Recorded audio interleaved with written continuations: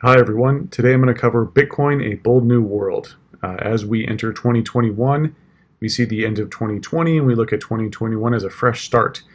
And that's exactly how Satoshi thought about Bitcoin when he looked at the existing financial system and how it could represent a fresh start by creating Bitcoin, which would be an entirely new one, not based on trust. And so we're going to dive in a little bit on the newsletter that I wrote last Thursday. Again, you can receive this first if you Google Dan Held's Substack and subscribe to my newsletter. And then I cover it over the weekend in video format, which is what you're watching now. So Satoshi published the white paper on October 31st, 2008. So, and this was right in the middle of peak despair. Trust had been lost in a world that ran on trust.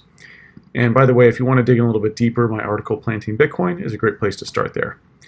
So, but why October 31st? Why that date specifically? He wasn't exactly like a fan of Halloween and just thought it'd be funny. He was very intentional with everything he did about Bitcoin.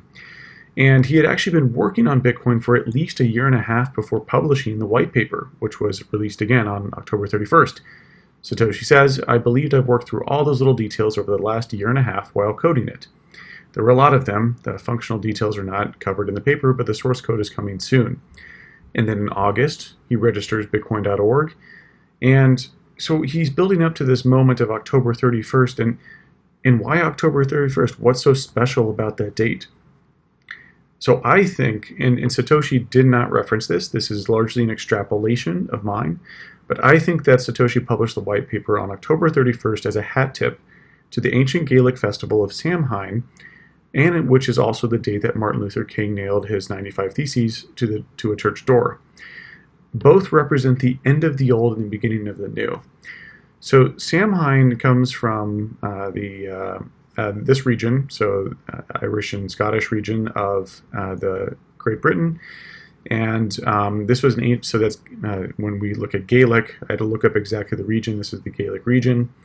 So it originated from this region and was an ancient Celtic festival. So they would paint themselves. It represented the end of the life cycle and the beginning of the death cycle. So the end of the harvest and the beginning of the winter.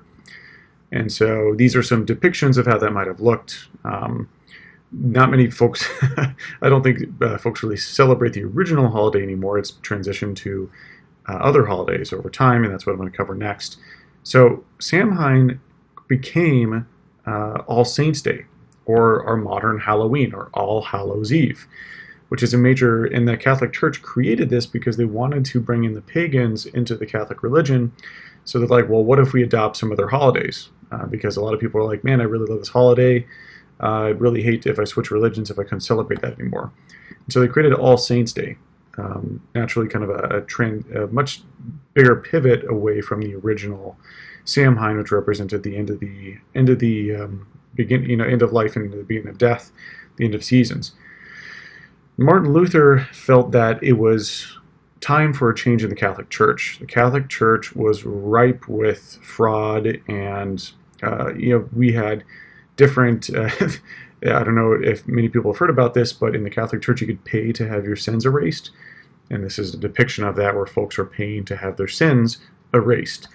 So the Catholic Church had strayed really far away from any sort of semblance of a real religion. It had become an institution that took money and took money on the behalf of very poor citizens and sold them, things that were very disingenuous. And this went straight to the church treasury, which allowed those in power to continue their lavish lifestyle at the expense of all of those masses. And Martin Luther undermined the authority of the Pope through his 95 Theses, starting a process of Reformation. His ideas became super popular and totally changed the rest of the world. For this led to a lot of different revolutions. This led to a huge change in the Catholic Church versus Protestant Church. And Satoshi, I think, similarly felt outraged at the breach of trust with existing financial systems. Just as Martin Luther felt outraged by the egregious breach of the moral code that the Catholic Church had done, Satoshi felt the same with the financial institutions.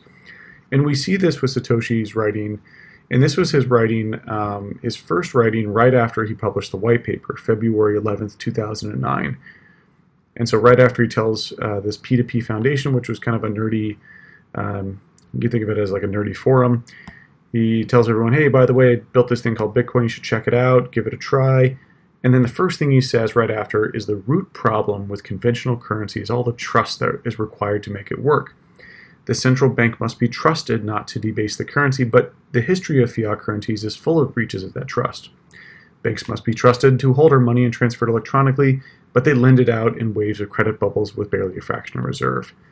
So Satoshi, very much like Martin Luther, wanted to make a statement that the old system was not working. These old institutions were broken and corrupt. And that's why he built Bitcoin. And Satoshi didn't just build Bitcoin out of this vapor. He built it off of 40 years worth of advancements. And in this image, it's called Bitcoin's prehistory, which is a representation of all the innovations that came before Bitcoin that enabled Bitcoin to succeed, which is pretty wild to see. For when I first got into it, I thought that Bitcoin was just kind of a random creation, but no, it was actually like the building upon many other innovations. And so just like how the printing press enabled the spread of Martin Luther's ideas, Bitcoin's blockchain enabled Bitcoin to be transmitted and accessible anywhere in the world as well. They both carefully chose October 31st to announce their ideas, symbolizing death and renewal. Both saw the imprisonment of people by the legacy system and suggested that ousting the existing authority would be the solution to the problem. Bitcoin ultimately represents the end of fiat and the beginning of a new monetary standard. And that's where I leave you with 2021, or we should begin 2021 with saying, let us go forth boldly and build a new world built upon Bitcoin. Nikola Tesla has a phenomenal quote that the present is theirs, the future for which I have really worked is mine. And that's what we're all doing here. That's why we believe in Bitcoin. We're building a new financial system. Hope everyone enjoyed. And I'm sure you noticed the Hawaiian shirt. I'm currently on vacation, so I hope you liked it, and give me a like. Also, leave me a comment if you'd like. I check all of them, and I'll be happy to reply. Cheers. Bye.